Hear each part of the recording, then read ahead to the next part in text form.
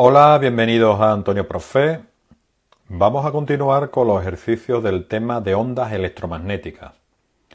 Concretamente en este vídeo vamos a ver una de las preguntas más importantes de este tema y que suelen caer bastante en los exámenes que hay en vuestros centros y en selectividad, que es un problema de interferencias. Esto lo estudiasteis con mucha profundidad en el tema anterior, en el tema de ondas. Luego, aquí lo que tenéis simplemente es que aplicarlo a las ondas electromagnéticas, ¿de acuerdo? Vamos a ver la experiencia de Young de la doble rendija, que insisto, suele caer mucho en los exámenes. Yo lo suelo preguntar bastante.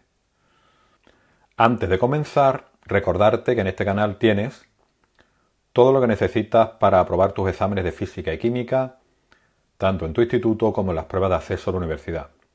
Por tanto, te aconsejo que te suscribas y actives la campanita para que seas puntualmente informado. Interferencias. Experiencia de Young de la doble rendija. Bien. En el vídeo número 1 estuvimos hablando de la naturaleza de la luz, cómo fue cambiando la idea que tenían los científicos a lo largo de la historia sobre la naturaleza de la luz. Nos quedamos en Newton. Bueno, hablamos de Newton y de Huygens.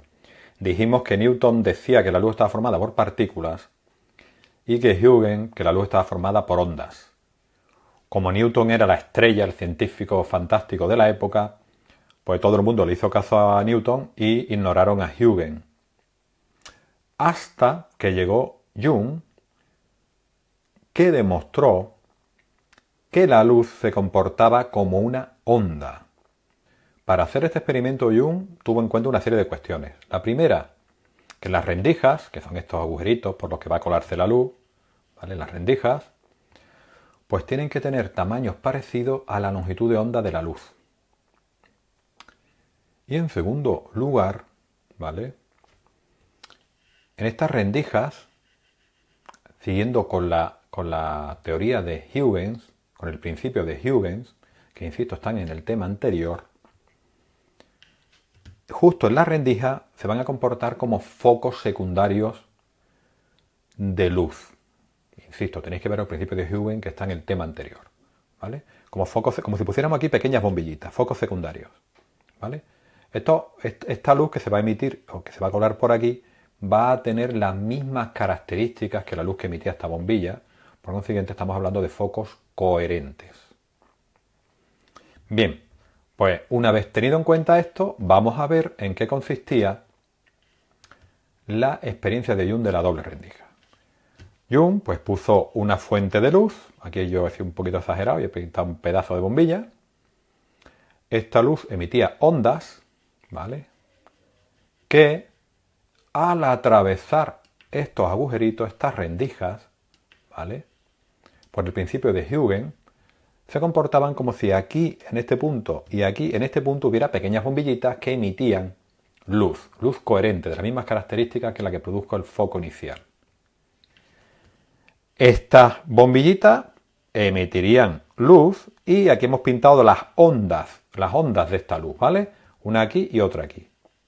Pero ¿qué pasa justo en esta zona? Pues en esta zona vemos que las ondas de luz interfieren unas con otras. De tal manera que al interferir, acordaros que esto lo vimos en el tema anterior, en la interferencia se va a producir o un aumento en la amplitud de la onda o una disminución en la amplitud de la onda o incluso va a desaparecer la onda. Es lo que veíamos en el tema anterior que decíamos luz más luz igual a oscuridad. Bien, pues en estos puntos, cuando la luz que está produciendo interferencia, porque están interfiriendo unas ondas con otras, llegan a una pantalla que he puesto justo después, pues resulta que voy a obtener unas zonas dentro de esa pantalla en la que voy a ver zonas de luz y zonas de oscuridad. O sea, zonas en las que veo luz muy intensa en el centro y menos intensa hasta que al final desaparece en los extremos, y zonas de oscuridad. En definitiva, lo que voy a obtener son zonas donde la luz ha generado una interferencia constructiva y zonas en las que la luz ha dado lugar a una interferencia destructiva. Y en esto es en lo que consiste la experiencia de la doble rendija de luz. Este fenómeno de interferencia únicamente se produce con ondas. Luego, Jung demostró que la luz, al ser capaz de producir interferencia, era una onda, era de naturaleza ondulatoria. Insisto, muy importante esta parte porque suele caer en los exámenes. Bien, ahora lo que vendría sería utilizar los conocimientos que tenemos del tema anterior para calcular, por ejemplo, dónde aparecen las zonas de interferencia constructiva y dónde aparecen las zonas de interferencia destructiva. O sea, si aquí estoy justo en el centro, pues qué distancia hay desde aquí hasta esta banda o de aquí hasta esta banda, o qué distancia hay desde aquí hasta la primera o la segunda, en este caso, banda oscura, o la tercera banda oscura. O sea, de alguna forma, hacer los cálculos para saber en esta pantalla en la que he proyectado la luz y en la que debería de haber parecido luz continua, si no hubiera habido interferencia, al haber interferencia han salido franjas oscuras y claras. Y ahora quiero saber la posición exacta donde se encuentran estas zonas, estas bandas de luz y oscuridad. ¿De acuerdo? Bien. Para eso tenemos este dibujito. Con este dibujito lo vamos a poder calcular fácilmente, ¿vale? Y tenemos que tener en cuenta, antes de nada, una cosita. Esta distancia D, o sea, la distancia entre las dos rendijas, entre las dos agujeritos, tiene que ser mucho más pequeña que la distancia desde la rendija a la pantalla donde se proyecta la luz. Esto es fácil de conseguir, ¿vale? Insisto.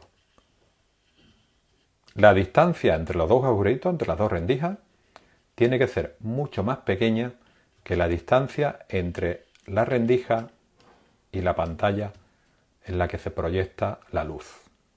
Bien, si vemos y nos acordamos del tema anterior, la luz, para llegar desde esta rendija hasta un punto P, donde yo estoy estudiando la interferencia, va a recorrer un camino que puedo llamarlo X1.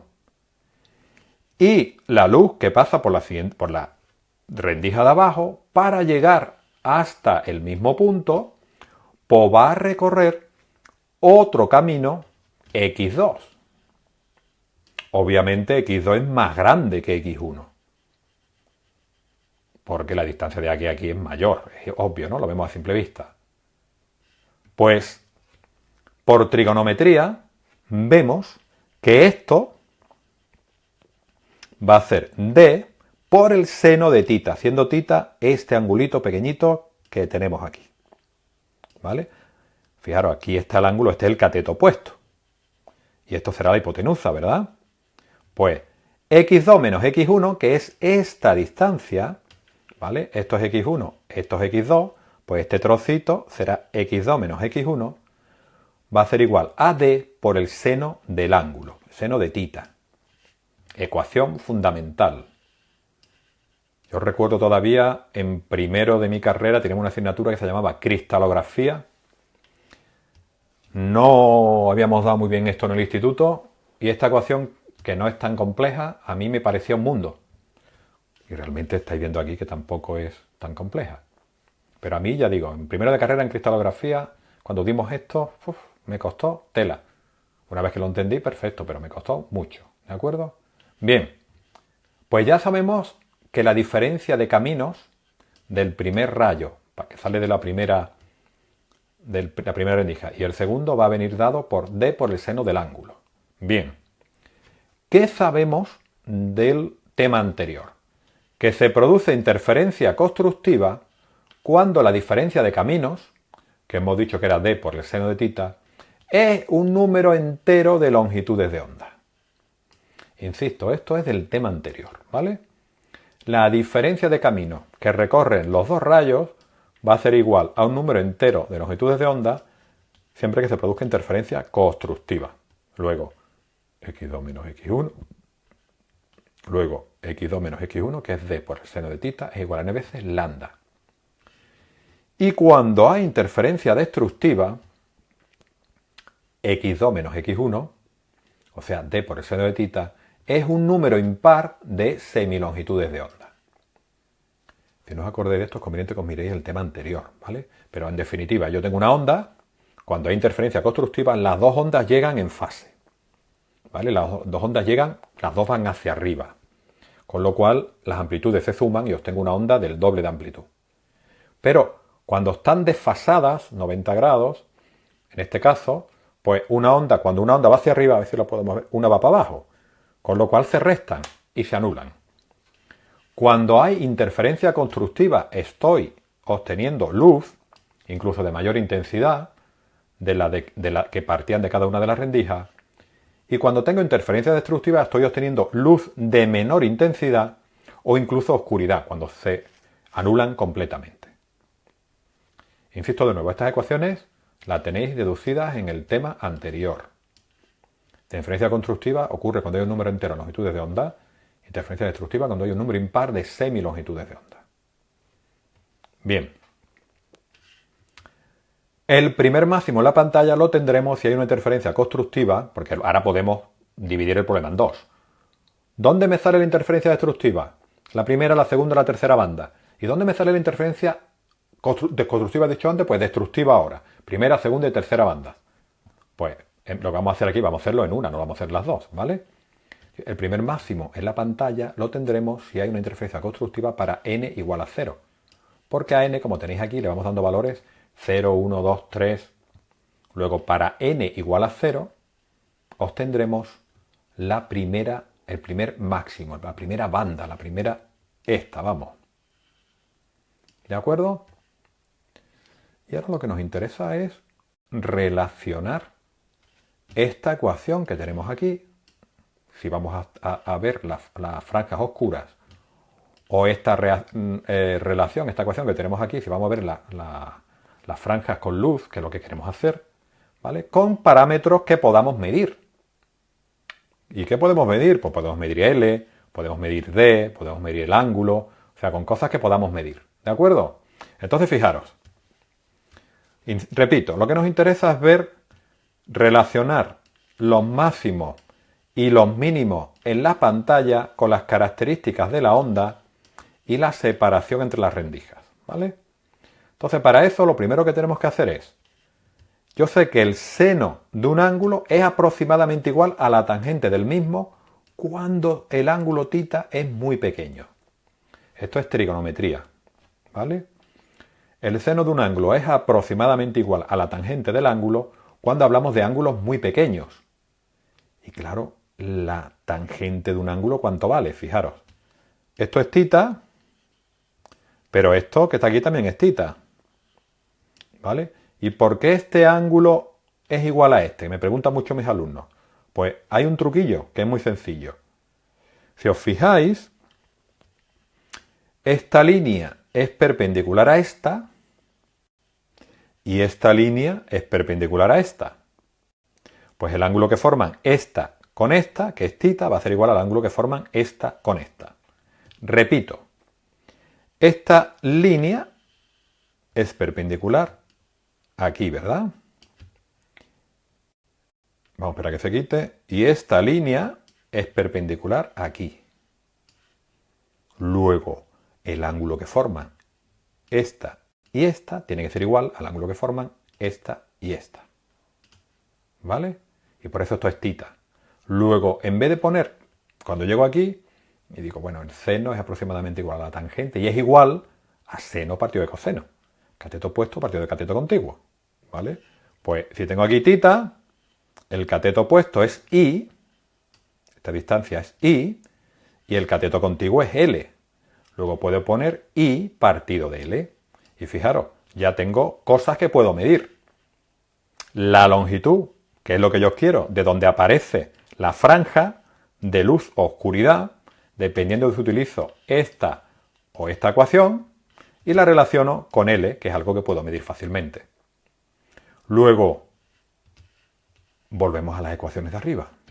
D por el seno del ángulo, acabamos de decir que también puede ser D por la tangente del ángulo, o también puede ser D por I partido de L. Luego, esto es esto. ¿Vale? Y si hay interferencia constructiva, D por el seno del ángulo tiene que ser un número entero de longitudes de onda. Pues D por el seno del ángulo, que hemos dicho que es igual a DI partido de L, tiene que ser igual a un número entero de longitudes de onda. Despejo I y me queda n lambda L partido de D. Y con esta ecuación ya puedo calcular, si le doy a n el valor 0, obtengo esta franja, la que está en el centro. Si le doy a n el valor 1, obtengo esta franja. Si le doy a n el valor 2, obtengo esta franja. Y así ya puedo saber la distancia a la que me van a salir las distintas franjas de luz, porque he cogido esta ecuación. Si cojo esta ecuación, que a la hora de operar es lo mismo, me van a salir las distancias a las franjas de oscuridad. Y si quiero calcular, por ejemplo, la distancia entre las dos rendijas, porque no la tengo, pues como lo tengo aquí, si me dicen todo lo demás, pues la despejo y la saco de esta otra ecuación. En definitiva, ya puedo calcular las distancias a las cuales me van a salir las zonas de luz y las zonas de oscuridad. Bueno, esto es todo. Si te ha gustado el vídeo, por favor, suscríbete y dale a like y nos vemos en el siguiente vídeo. Venga, hasta luego, un saludo.